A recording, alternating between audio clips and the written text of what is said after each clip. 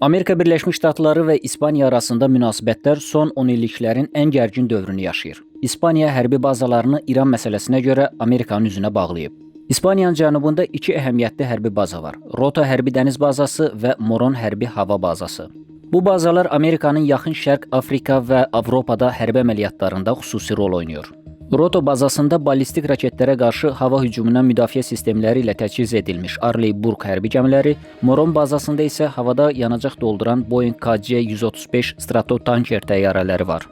Bu iki NATO müttəfiqi niyə bir-birinə qarşı çıxdı? Münasibətlər Amerika və İsrailin İrana qarşı başlatdığı hücumlardan sonra pisləşdi. İspaniyanın baş naziri Pedro Sanchez bildirdi ki, hərbi əməliyyatlar birtərəflidir, təhlükəlidir və beynəlxalq hüququ pozur.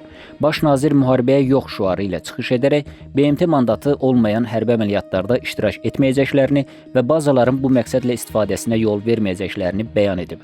O bildirib ki, İspaniya Ukrayna və Qəzza ilə bağlı mövqeyini İran müharibəsində də sərgiləməyə davam edəcək. Müqaviləyə görə Amerika İspaniyadakı bazalardan yalnız o vaxt istifadə edə bilər ki, bu BMT nizamnaməsinin müddəalarına uyğun olsun. Sadəcə bir və iki ölkənin hücum qərarı nəticəsində bazalardan istifadə edilə bilməz. İspaniyada Birləşmiş Ştatlar prezidenti Donald Trumpa buna əsas gətirir.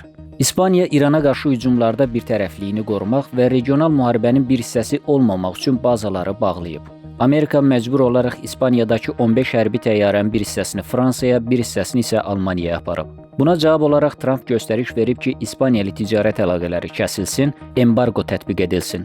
Onu da qeyd edək ki, Pedro Sanchez Avropanın sonuncu solçu liderlərindən biri hesab olunur və onun administrasiyası ilə Vaşinqton arasında baxış bucağı kəskin fərqlənir.